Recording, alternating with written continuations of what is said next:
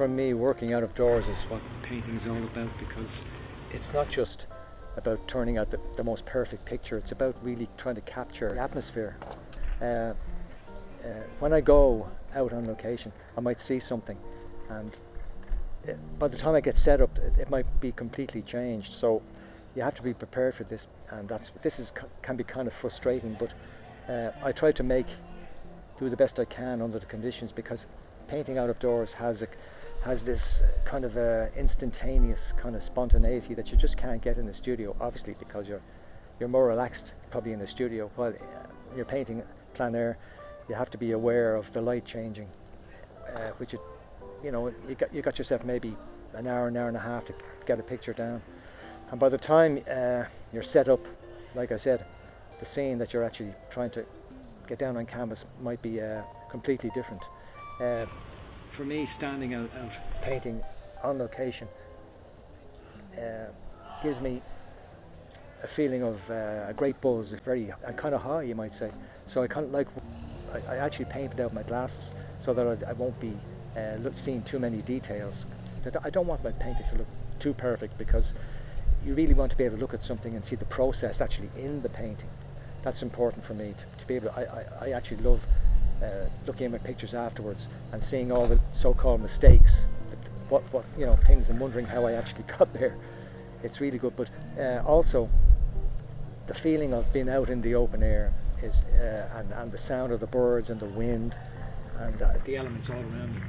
It's not just about actually trying to get a picture down, it's actually being out in nature, and I can make a day out of it. I leave the house maybe say around 11 o'clock in the morning, and I can actually, by the time I get somewhere and get set up and capture the scene, and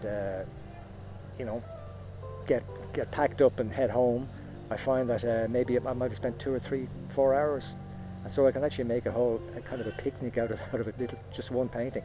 And then I like to keep my pictures, and I have them all over the house. They're everywhere, and each painting, it's like looking at a family album or a photo album of my life, so to speak, where I can actually, every single painting has a little story to tell. I remember maybe something might have happened in the scene to disrupt the painting process, or I might meet somebody started talking to me. As soon as I look at the picture, or look at the painting, I can remember that instant, and it seems to be, it's kind of magical. It's like looking at, like I said, photos in an album of my life, so to speak. So I try to hold on to my pictures as much as I can. I don't like to sell my best ones. I keep them in the house. With the result, I have hundreds of pictures that I just don't want to sell.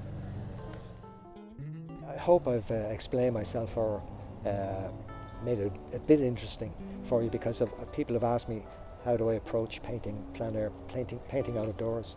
It's no different than a lot. There's thousands of people paint outdoors, and we all have probably more or less the same feelings and the same attitude towards it. It's just my way of I just explain my way of how I approach it.